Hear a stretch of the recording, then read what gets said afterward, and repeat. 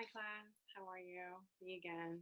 Um, so I want to talk a little bit about chapter 10. I'm going to keep this one as brief as possible.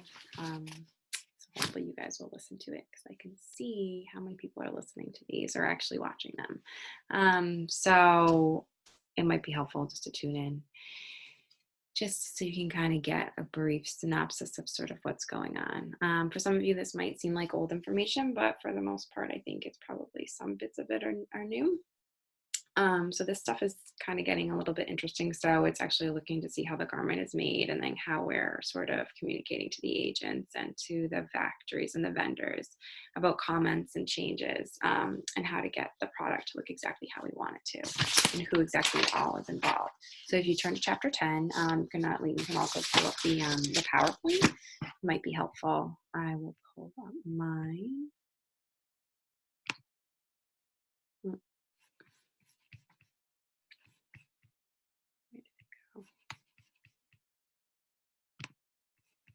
Let's see.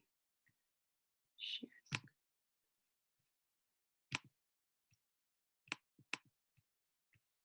Okay, so I'm going to run through this quickly. So the first part is the consumer perception about fit and why it's so important. So we talk about this a lot in class. Why does it matter that things fit well? So fit is one of the main things that that the customers care about. So depending on sort of your age bracket and what is important to you, you'll fall sort of within the lines of how much it matters. I feel like sometimes the older that you get, the more people get sort of really zoned in on sort of how the fit is. But we all kind of go after sort of different brands that we sort of are loyal to because of the fits. We talk about jeans a lot. A lot of people buy the same type of jean because you know that you can just go in the store, buy the size, and call it a day. You don't have to really worry about it. So it really is a huge, huge, huge conversation, especially in the industry. It's something that's very, very important that we understand sort of who our consumer is, who our target customer is, and what they like and what matters to them. A lot of a lot of companies will sort of band together to kind of look at the market research and understand sort of what everybody else is doing. And then they'll come up with a set of standards that way, which we talked about last chapter. But it's very important to sort of understand what works for your customer because you don't want to veer away from that. So a lot of times when you find something that works, you stay with it and you want to sort of keep in the lines of that. So a lot of issues. So a lot of people sort of common complaints are things are baggy, things sort of ride in the rise. Under the armpit could sort of be too tight. If for me, sometimes my hips are bigger than my waist, so there's a huge gap in my waist. Those don't fit right. Or if you're shorter, if they don't have petite sizes, sort of the inseam length. So there's a lot of things that go into it. The chapter talks a lot about standard body size. I'm not going to get into it a ton, but it's very, very interesting. It's interesting that the standard body size, that there really isn't a standard. So basically, obviously, depending on who your customer is and what department that you're working for, what size range that you're working on. So juniors will have obviously a completely different spec than it would sort of a Missy customer if we're talking about women's wear. A Missy customer is going to have more room in it. A junior is going to be a little bit more fitted, smaller. There's definitely things that would not translate one into the other. So it also talks about size system. So size system is the list of sizes with corresponding measurements. So size system is made up, essentially, there's not a standard size system across the US. So each company, if you notice, depending on where you shop, all their sizes could be different. So somebody's small will not be the same as the next person's small, or a 2 to a 4, or a 5 to a 6, or whatever it may be. It basically is free reign. And that gets a little bit messy, of course, because you can't really translate from one company to the other or one brand to the other smoothly. You have to sort of know and understand sort of what their fit is.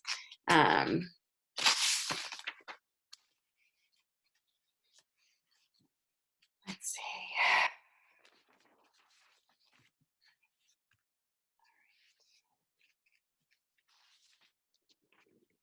model. So we talked about this a little bit last time. So a fit model, if you haven't heard about this, this is a big, big thing in the industry. So a fit model is somebody that's hired to actually try the clothes on. They're a wonderful asset to have on the team. It's somebody, usually a contractor that you pay. They're not usually salary or anything like that. They come in by the hour. So these fit models, they are paid to be a certain size. So when you as a company decide sort of what your standard sample size is, then you will look to find a fit model that sort of fits that criteria. And they have agencies that do just fit models, and fit models, they make a good amount of money. They could, I remember in New York, I think we paid like $300 an hour or something like that. I don't think it's the same here, but it's definitely expensive. So you pay by the hour. They come, you get a whole stack of samples in, and you try them on one by one by one. So fit models, they're paid not to fluctuate. So their measurements should remain the same. That is part of their job. And that's very important. If their measurements do not remain the same, if they start to change, or if you see that they gain weight or if they lose weight, that becomes a problem for you, because you need to make sure that your standard is set and it's met, and that you're not fitting to the model, you're fitting to your spec. Very important. Because the model also isn't 100% perfect either, and they're not going to translate to the entire consumer or to your entire customer base. The other thing that's interesting in fit model, I'll just touch upon, plus fit models. These are difficult because they are essential, and it's very, very important to fit on them. But plus size is hard because when people are a little bit bigger, the weight is not evenly distributed on every single person exactly the same. So it becomes an interesting conversation to find somebody that works for your brand. And once you find that person, you want to keep them, and you want to sort of have them stay sort of in that same guideline. So that is a little bit of a tricky one. But a good fit model will give you feedback. So when you are trying clothes on them, they will tell you how it feels. They will tell you how it fits. It's not always if they like it, because they might not be the customer for it, but you want to have a dialogue with them. You want to know from them, because when you put something on, you can feel something immediately if it doesn't feel right. And it's not like the samples that you buy in, or the garments that you buy in a store.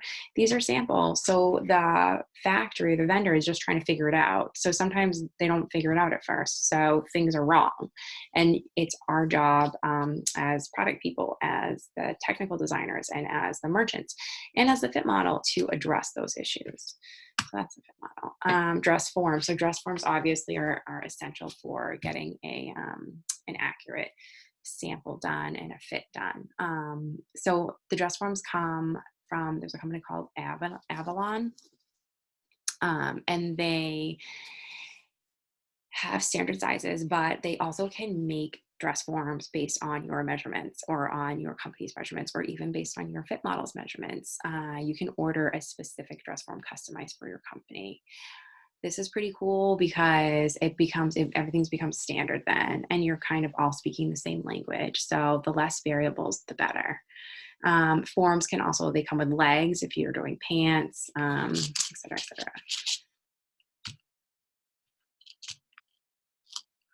Three-dimensional body scans. So companies such as Target, they use the customer's avatars to fit all new prototypes. So using a three-dimensional body scan, which is very, very interesting.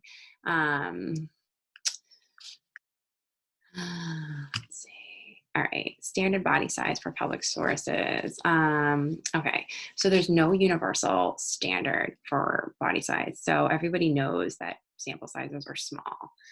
So the sample size, depending on where you are.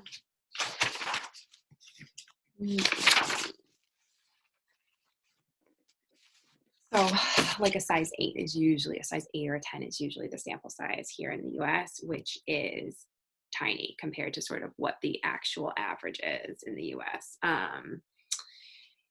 There is a study that says that on average, the bust size is 5 inches larger than on a industry sample in the US. So the average size is 5 inches bigger than what the actual sample is.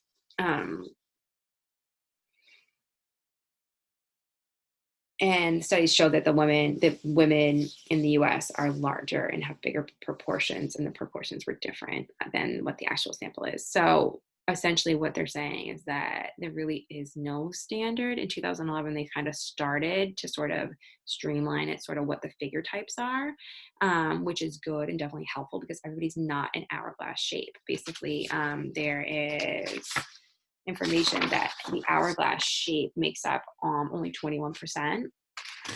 The biggest one was bottom hourglass, so that essentially your bottom half is bigger than your top half. Rectangle was 15, almost 16%, and then spoon would be a smaller top, and then just goes down sort of like a pear shaped the bottom. So that is 17%. So that hourglass shape is not your average at all. It's not accurate. I will attach it to the module. Let me give you just an idea of sort of what the body shapes are. But know that you're not always working with that hourglass shape. People are different. People are shaped different. So usually when you're picking your dress form, you'll understand sort of what it is that your customer needs. Mm,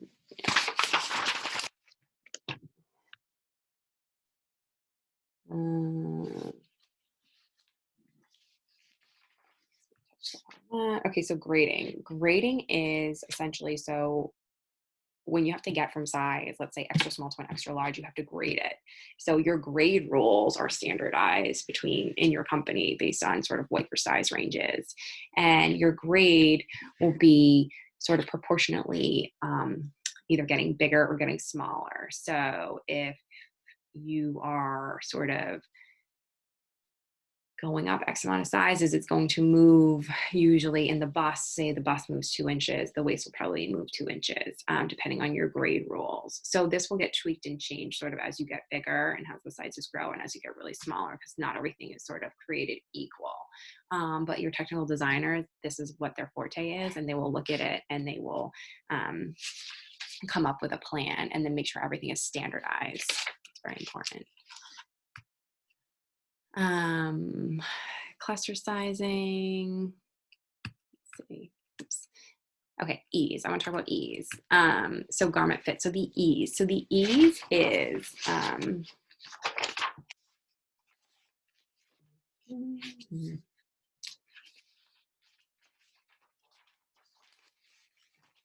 so the ease is the amount of difference between the body and the actual garment, the finished garment. So there is functional ease, which is essentially how much you need in order to sort of move. So it's what is the difference between the measurements between your body and what the garment is measuring. So it's that functional ease. So usually you need, I think it's like 1 to 2 inches, depending on where you're going or what you're doing, and what the type of fabric is. Knits will use less ease because the knits are stretchy, so they just naturally will have a little bit more give to it. So you don't really have to account for that in the spec.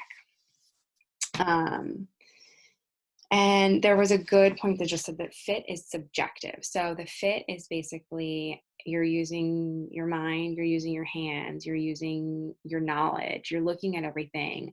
But the technical designer has to essentially translate what the emotional feedback is into measurements. So when you see something on a body, you are looking at it and you're seeing something that you either like, that you don't like, and you're giving feedback. And the technical designer's job is to translate that into, okay, how do I fix it?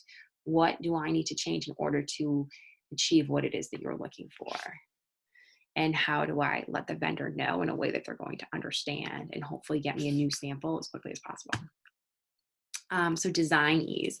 So this is sort of, if you're looking at maybe like an oversized style, your design ease is going to be that, say if you're looking at a big sweater and you have a dolman sleeve, you're going to have all this ease here. It's extra. That's not going to be functional, that sort of design. It's oversized. Another good point is drag lines. So drag lines is, you guys have probably seen it. I'm going to try to put a picture up.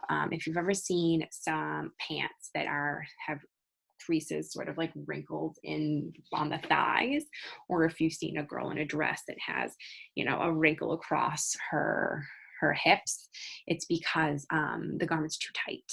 So that drag line is sort of pulling and it's gapping in a way because it's stressing on the body. Um, so when you're fitting a garment, you're going to look for that. You're also going to look for balance. So it's if the panels of a garment have the proper ease, and if they're balanced from front to back, if they hang vertical to the ground, how they're looking. If they're out of balance, you want to comment on it. You might need um, more in the spec to kind of give it a little bit more room so it can hang properly. I'll show you this in a minute. So fit session. So when the samples come in and the prototypes come in, or the fit samples come in, you are going to, there will be a meeting with the technical designer, with the merchant, with the designer, with the product team. Sometimes management is involved, depending on what kind of style it is. Usually you'll do it depending on cancel date. So depending on delivery date is how these are prioritized. And then you'll also do it based on a lot of people, depending on if it's a big style. So if you have a lot of units against the style, if you put like sort of all your eggs in this basket, you're going to give it a lot of love and attention, and you're going to have everybody sort of look at it, weigh in on it. So fit sessions are great. They're usually with the fit model. If you don't have a fit model, you can do it on the form, but it's definitely always better to have it on a live body, especially if you're doing activewear or something like that. You want somebody to move around in it and tell you how they feel. So then you can sort of address any issues that if somebody wasn't wearing it, that you might not know. Because the form can't speak to you, unfortunately. We talked about sort of fit samples the other day. It's, having too many will sort of might delay your delivery, so you always want to keep that in mind. So when you're at a fit session, the things you want to look at is you want to see sort of, you're going to put the garment on let's just pretend this is a person. You're going to put the garment on the body. And at first you're going to look at it. You're going to look at it design-wise. You're going to look at it style-wise. You're going to look at it based on the tech pack or the design spec that was sent. And you want to see, okay, did they do what I asked them to do? Let's see, what is my sketch? Is it in the right quality? Okay, so this is a sweater. What kind of quality did I ask for? If it's not in the correct quality, is it similar? Do I like the quality? You also want to sort of look at it just in general. First glance, what don't you like about it? What screams like not working at all? And you're going to make notes of that. So you're always taking notes that you're going to directly translate that back to the vendor so that you can give them comments on it. So here, if we're looking at the fit, I'm going to do this really quickly. There's obviously a million points that you could talk about, but some big things for me here. This is actually a style that we produced at my previous company. So I've actually seen this actually be start from scratch and be fit on a fit model and then actually taken into production. I wear it all the time, but something that bothers me about this style is that it has a pocket bag inside, and when you're wearing it, it bulks up. So it looks like you have excess in your tummy when you may or may not. I don't know what the better way to do it would be. Maybe the pocket bag is too big, and maybe it's slouching too much. So there's a little bit of excess there. So things like that I would talk about. If I had a fit model here, I'd have her put her hands in her pockets. What does that look like? How does it feel? Sleeve length. Is the sleeves too long? Do I like the way that the collar is hanging? This cowl neck, is it enough? The hood. How tall is the hood? Hoods tend to have a little peak at the top. Do I like the way that they finish that seam? All of these things you're going to look at. They're going to look and take measurement by measurement by measurement, and then you're going to talk about each measurement. But depending on who's in the room and who needs to understand what is going on is sort of the way that I would base my conversation. So if I had my merchant, somebody that wanted to just understand sort of bottom line, what's happening with the style, I would sort of give them a rundown that, okay, we like this, we don't like this. We're going to change the pocket bag. Maybe we're going to open this up a little bit. It's a little too close to her face. This is called hiking in the front. When it's pulling up, it's called hiking. So this, I would feel like it needs to drop down a little bit. It needs to relax a little bit. You're also going to look at the balance of it. Is it falling back? So this is hiking in the front. It's because it's falling back here. So you want to make sure that the panels are balanced on the body. And if they're not, like, where do you need to compensate? And then you're gonna look at the overall fullness. Like, is it too big? Is it too oversized? Is it too short? Is it too long? Do I like where the seam is here? If it was down here, would I like it better? Or maybe up there, maybe I like it better. Do I want a set-in sleeve versus a dropped shoulder? All of these are different conversations to have. There's a opening here. Do I like that? All of these things, definitely conversations. So,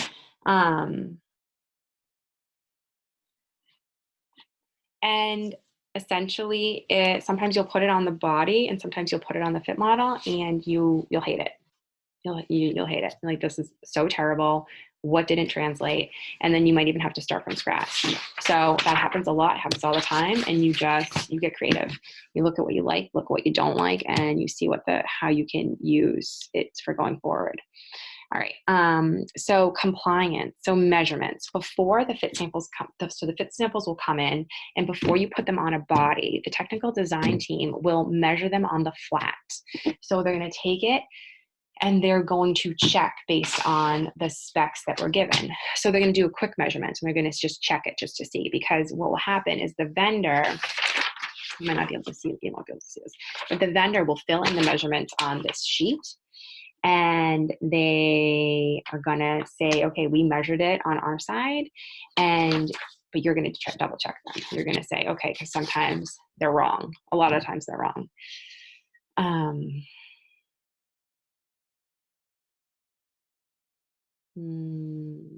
Okay, metrics and sizing, yes. After the sample is approved, then all of a sudden, then everything gets open up to see all the sizing. So all the graded measurements. And that way, then the vendor can make all the sizes once the sample is approved. The reason why it usually is not open for the full spec, all sizes, before the sample is approved, is because sometimes if you give them all the information, they'll start making things. So the vendor will start to produce things before it's even approved, just to get ahead of things. And if they do that and the spec isn't approved and you change something, then you're basically screwed. So you don't want that. So you want to make sure that you're holding everything until that fit sample is approved. Then once the fit sample is approved, then the measurements will open up, and then they can go into production. But before that, you want to make sure that you're keeping everybody honest. So tolerance. Tolerance is the allowable amount of variance between measurements. So it's a fraction of an inch. It's a plus or minus. Everything will have tolerance. The garment should come in within tolerance, but a lot of times it's not going to be an exact measurements. But you'll look at it and say, okay, and if it's out of tolerance, you'll put it on the body, you'll put it on the form and say, okay, can we accept this? This is out of tolerance. And if it's out of tolerance, part of the contract agreement is that you don't have to accept it. If it's within tolerance, you kind of do need to accept it. And tolerance will be different between different product categories. So it'll be different between lingerie, or between loungewear, or between something that's more structural, dresses, knits or wovens. And then sizing designation. So size is not the same. We just talked about that through everywhere. Have you ever shopped at Chico's? They do like a 0 to 3, totally different. Junior sizes does like 1, 3, 5. When the Missy's do 2, 4, 6. Vanity sizing is when they label things that are bigger with smaller numbers. It just makes people feel better. I don't know. It's a good topic of conversation if that bothers you or if you like it. Virtual fitting rooms. I don't know if anybody has done this, but obviously different companies now, you're able to do the virtual fitting room at the location, and you can even do it over online.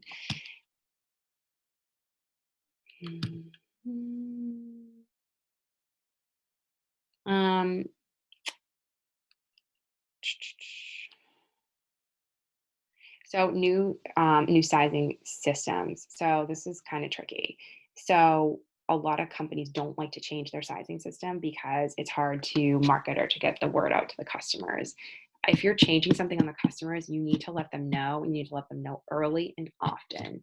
So if you have a whole new strategy and you are going to roll out different sizes of jeans and different ways you can get your jeans, different body types, different shapes, you want to have signage. You want to have colorful things. You want to have directions. You want to educate the consumer, because if not, they're not going to spend their time. They're not going to spend their money on your product. Um, a lot of people, I think, like, oh, in Old Navy, maybe you can shop by sort of curve. What's your curve? What kind of body type are you? So some people like that. It all just depends, but it just needs to be clear. And some people like to know the inseam, like to shop by inseam. All depends. Let's see. Uh, Whole garment knitting, it's coming, sort of becoming more popular. Can fit a three-dimensional form by knitting panels that are linked at the same time. And then 3D printing. So this is obviously huge. It's actually in conversation now with, can we 3D print masks and things like that to help with the whole COVID-19 movement. So definitely something to look out for. I have never actually seen one. I don't know if you guys have, but super cool, and definitely going forward is going to be coming into play definitely more often. Well, that is it for the chapter 10. There's going to be a discussion on the forum for this, and you guys will do a little small activity, but I'll post chapter 11 and I'll see you guys soon. Bye.